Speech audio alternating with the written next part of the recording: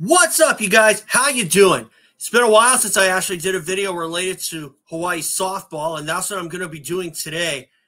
And I'm going to put up my banner first, but before I do that, guys, I want to thank you all for subscribing to me. If you think that I'm worth listening to, if you just want to see some of my games, or if you just want to see some of my recaps of the Supercross or motocross, or even just UH softball or UH men's basketball, I'm going to try to apply for Media Pass again for 2024-25.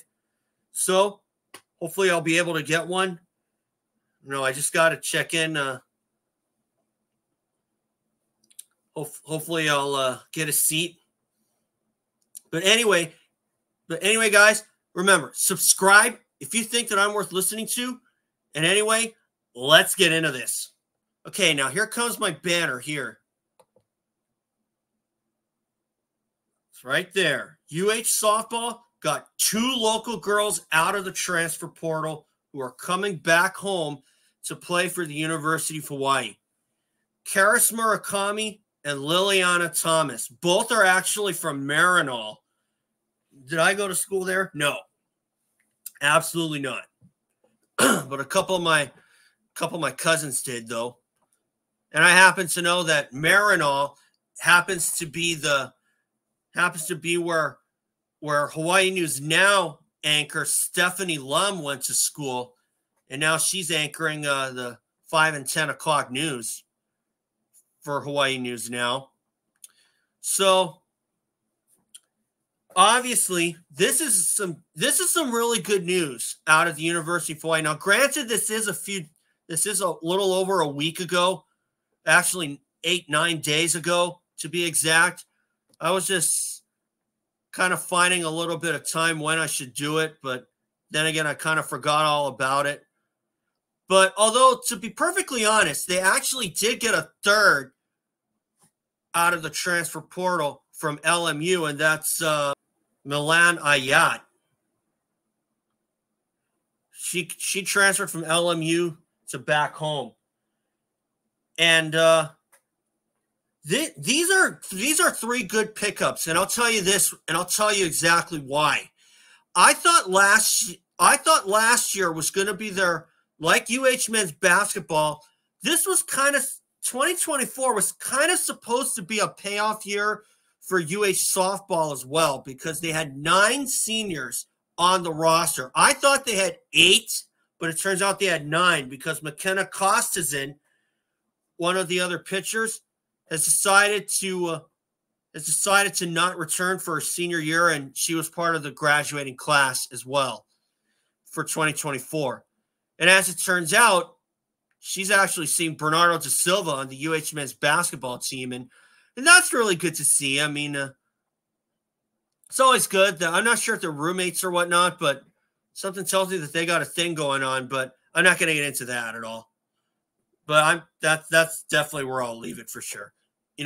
That's good, But for CSUN losing Carys Murakami, I am actually familiar with that name because I was an intern for ScoringLive in 2022, and she was one of the names that I had heard when I was covering softball, when it was softball season. And unfortunately, you don't normally hear about other guys, a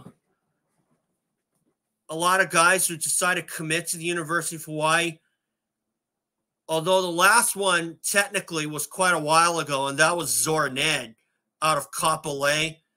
And then Zor decided to transfer to UH Hilo for his final year this past year.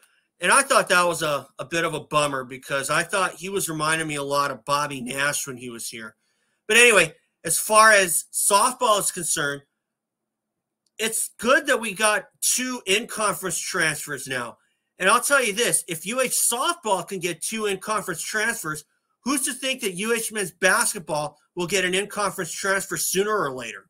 Because supposedly the word there is that UH men's basketball is looking at Deshaun Allen Eikens, and he was petitioning the NCAA for an extra year as a medical redshirt, I think. I don't know. I only saw those details only once. But I hope that UH can pick him up, because that will be a valuable pickup for sure.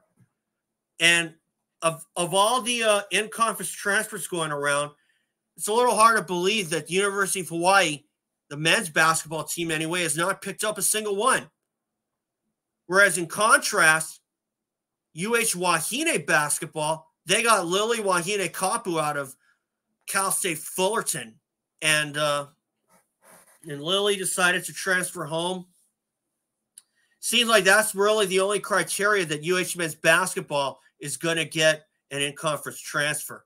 But as for softball, it's a little bit more wide open. And the thing is, UH softball, they have 2 in-conference transfers, like I said earlier. Carys Murakami is one of them. She went to Maryknoll, and she was on CSUN for a year, and then a year or two, and then she came back home. And that's good. And that's definitely good news. But that seems to be the only criteria in terms of UH getting in-conference transfers. Unless, of course, you're Addison Kostrincic, and she's one of the pitchers there. She's a transfer from Long Beach State. Okay? And I was scratching my head a little bit at how that came to be. But then again, the transfer portal works in so many different ways. And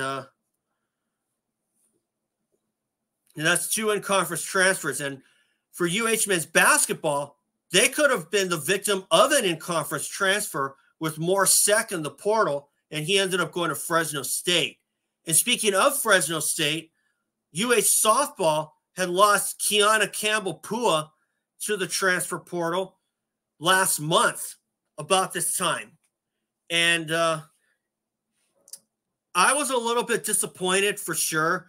I thought that she was going to stay all 4 years, and she's kind of a local girl, mainly because if you think about her last name, Campbell-Pua, obviously,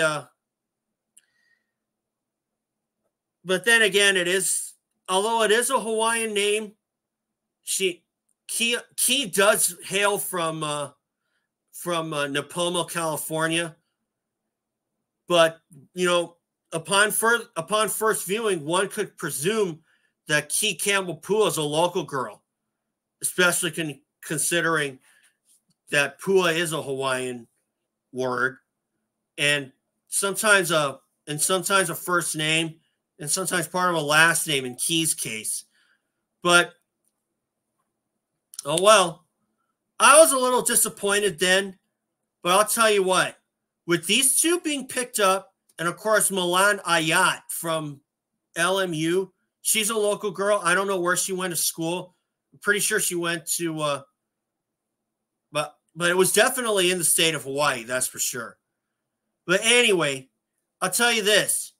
Picking out these 3 girls, even though it does say 2 in my banner, and of course on my title, I do believe that some holes are being filled, because with 9 seniors leaving the roster, with 9 seniors on the roster for the 2024 season, some of them were local girls, and Maya Nakamura, Dallas Millwood, and Key-Annah Campbell-Pua, just to name a few.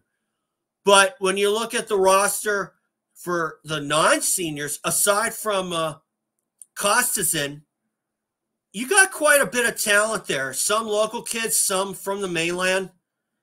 And I think that UH is going to turn some heads in 2025, because you got other players returning. Mason Gibbs, I'm sure she's going to be coming back. Sierra Yamamoto, I'm very certain she'll be back. She's from Mililani. And, of course, another girl who's definitely coming back, I'm very sure, Maddox Muramoto, who is the granddaughter of Les Murakami.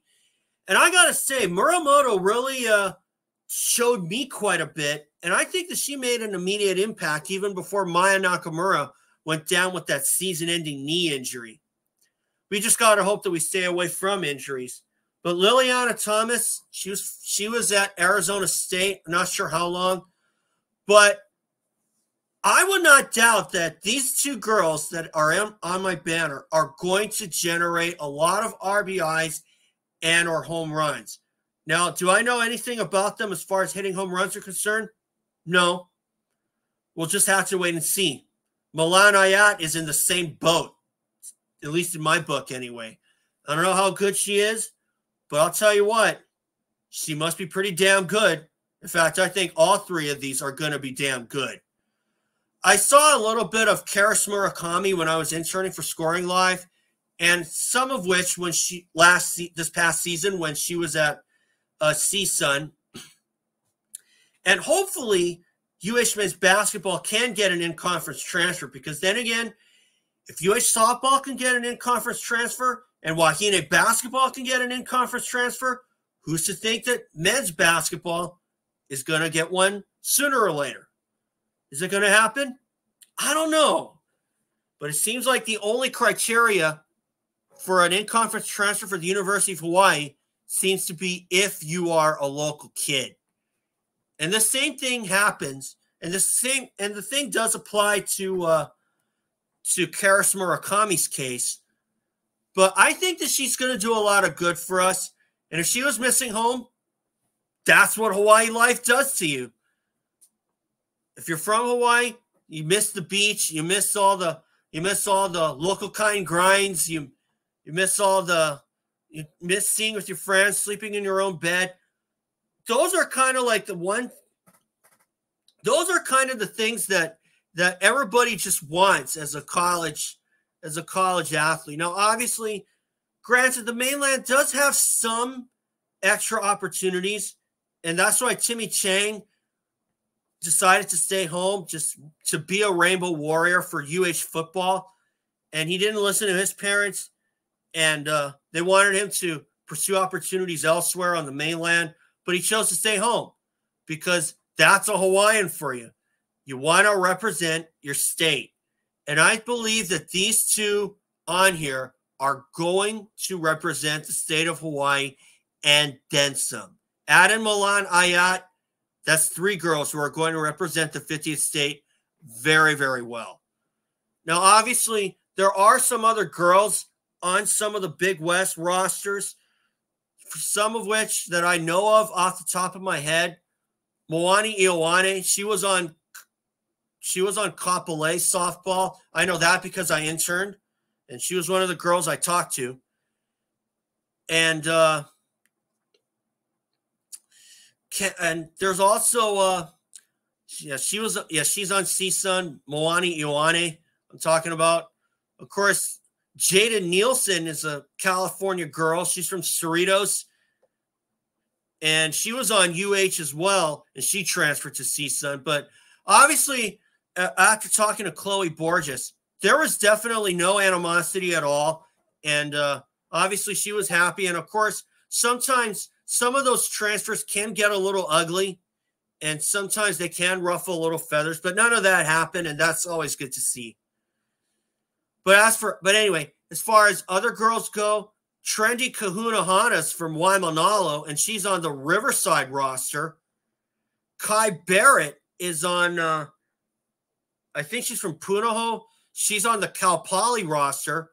And Colby McClinton, she's from Kaneohe. She's on the Cal State Fullerton roster.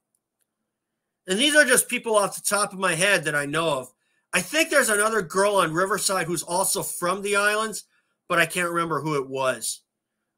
But anyway,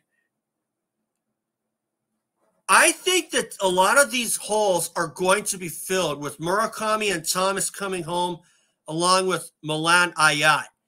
And when you add in some continued development of Maddox Muramoto and some other girls that have got at least a couple years under them, like Sierra Yamamoto and Mason Gibbs, and of course, Isabella Martinez returning for her final season, I think we're going to be in for a good year. Is it going to be a championship year? I don't know. We're probably going to have to pick up some good players, hopefully find another Jocelyn Alo somewhere. Unfortunately, she ended up going to Oklahoma. And so that was a missed opportunity there. But we know they're out there. We just got to find them. It's just like an Easter egg hunt, per se. So anyway, guys, thanks for watching. And remember, subscribe, and I'll see you all for Softball 2025. Well, I'm a punter, everyone.